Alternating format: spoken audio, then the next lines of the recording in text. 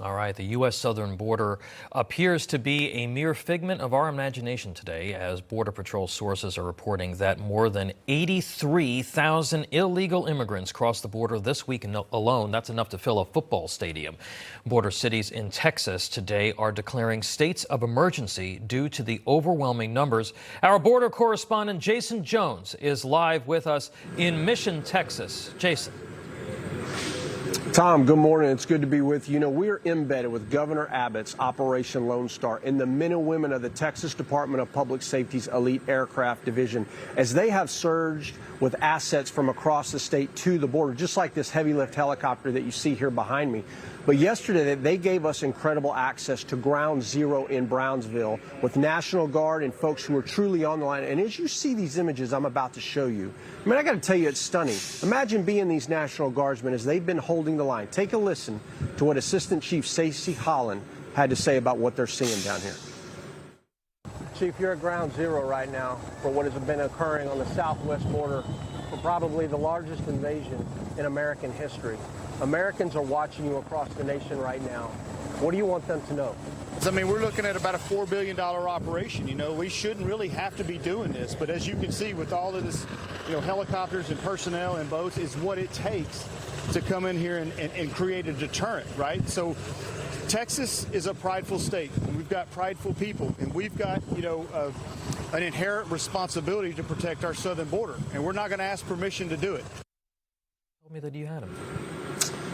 Tom, I got to tell you, you know, this is a pivotal moment in history. I truly mean that. You know, I was stationed in Brownsville, Texas during my career, and to see the way that city looked as a result of what's happening along the border is stunning. You know, the state of Texas has truly, for the first time, repelled an invasion. I mean, that has happened, and that's going to speak volumes in history as to a state going against a government and what they've been allowing. But I will tell you, they repelled that invasion and they deterred these people to the ports of entry. And right now, I can tell you, Venezuelans, intelligence that we're hearing right now, they're moving to different areas, and these assets are going to be moving with it, and we're going to be embedded with them to show the American people what it really looks like on the ground.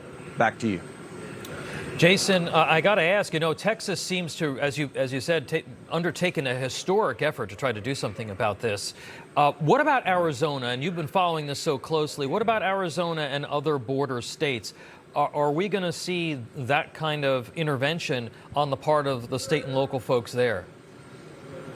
No. No is the answer to that. And I can tell you that is the important thing here, that the Texas legislature and what they call the unified command of local, state, and federal law enforcement here in Texas, collaborating, sharing intelligence to work together down here, despite what is coming out of Washington. When you go to these other states, it's very clear. They do not have a unified command concept, that meaning basically that all of these agencies are collaborating, and they don't have the extra resources coming from the state legislatures to help secure their border. So Texas is really standing out here.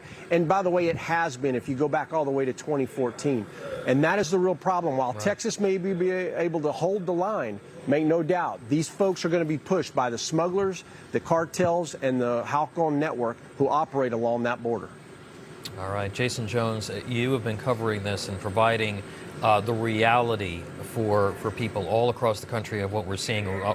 We're listening to what other networks are reporting, and they're saying, it's not so bad. But you've been giving us the pictures, and you've been talking to the people on the ground who are dealing with these folks. And we can't thank you enough for some fantastic reporting, and we know you're going to continue to follow it. Thank you, Tom. It's good to be with you. Appreciate you.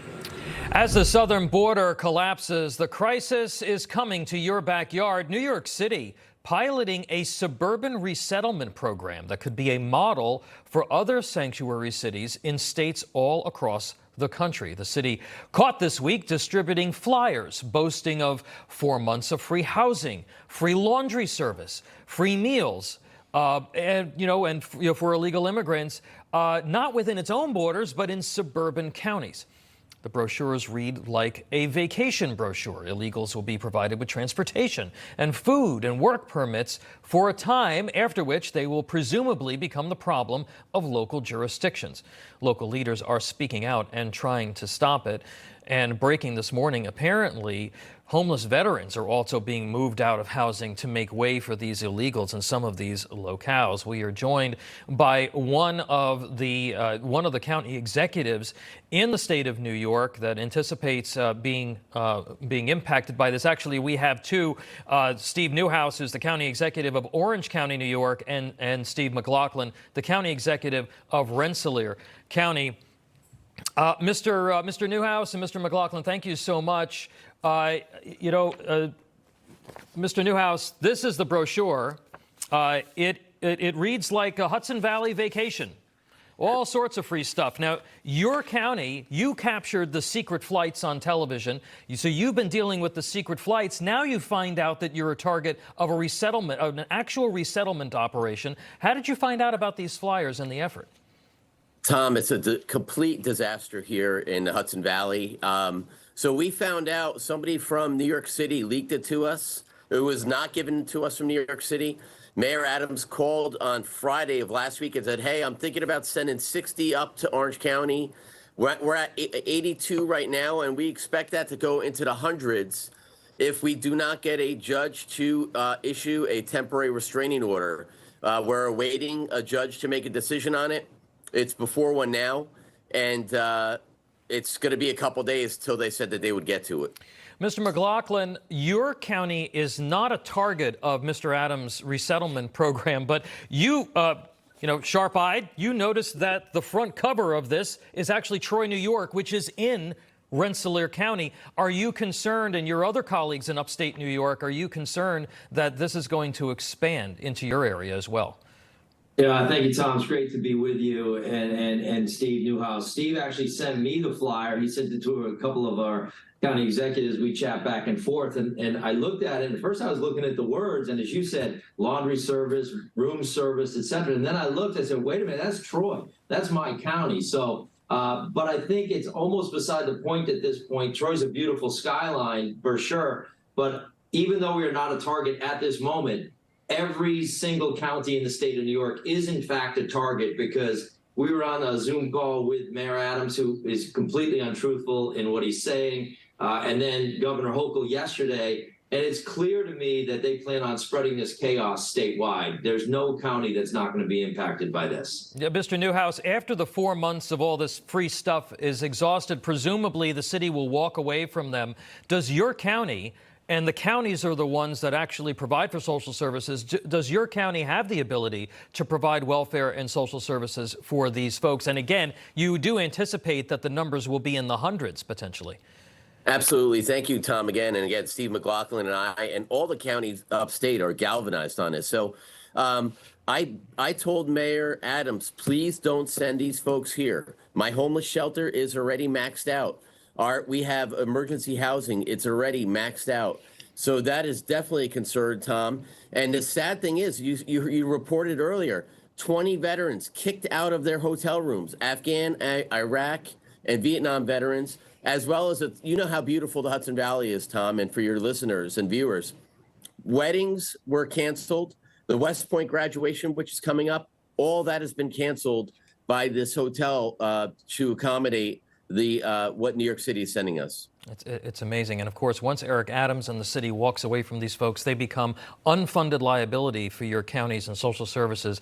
You both spoke with Mayor Adams about this program, and we're hearing from sources that he actually lied to you. He said that nobody is stepping up to help him yet. That's why he had to go to your counties.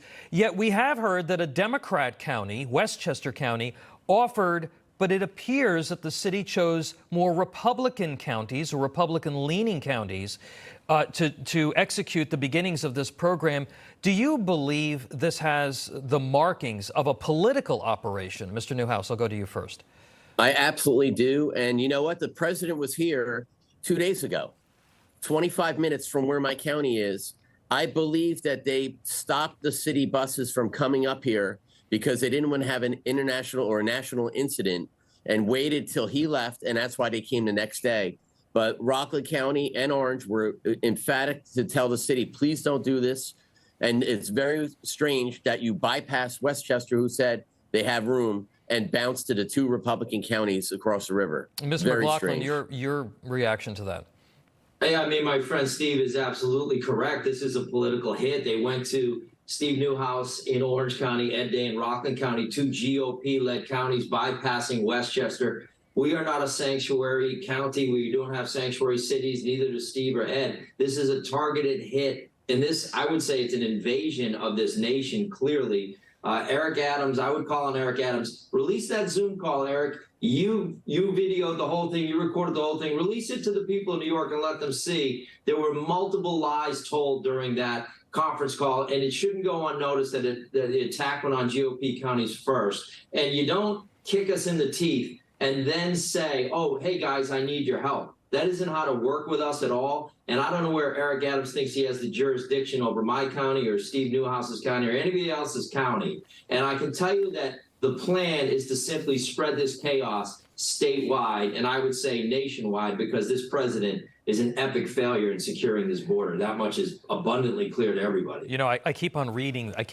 this thing. These hotels, they're nicer than the one that I stayed in last night. You're getting, laundry service, and they actually will come and pick up your laundry and deliver it back to you, along with three meals a day. Mr. Neuhaus, the first busloads, as you mentioned, of illegals arrived in the city of Newburgh on Thursday. How are you and your colleagues in local government going to stop this? It's actually the town of Newburgh, and even the state police, who I think I have the most respect for. My sheriff's deputies and the town police had zero notice of this. We had protesters on both sides of this, Tom. It could have been very, very hairy. I think the mayor's trying to make a spectacle, which he is. He's getting the attention on this, but it's a self-induced disaster. My friend Steve McLaughlin refers to the conversation we had on the phone. We said, hey, dude, you're the one that declared a sanctuary city. And he goes, well, it wasn't really me. It was my predecessor. He's trying to back out of that. But what we're trying to deal with is trying to keep the peace here. It's number one, a public safety issue for me now, because in addition to all that stuff you're reading in the brochure, Tom, there is now a transportation route where they're being dropped off at all local stores and places like that. Do they have IDs? I don't know.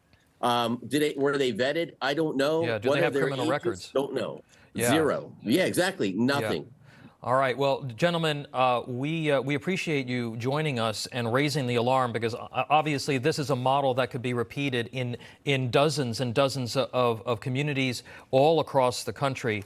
And we're going to check back in with you as you make progress on this and as it develops. County Executive Steve McLaughlin and County Executive Steve Neuhaus, thank you so much for being with us. Thank you. Hey, Tom, happy Mother's Day to all the moms out there. Absolutely.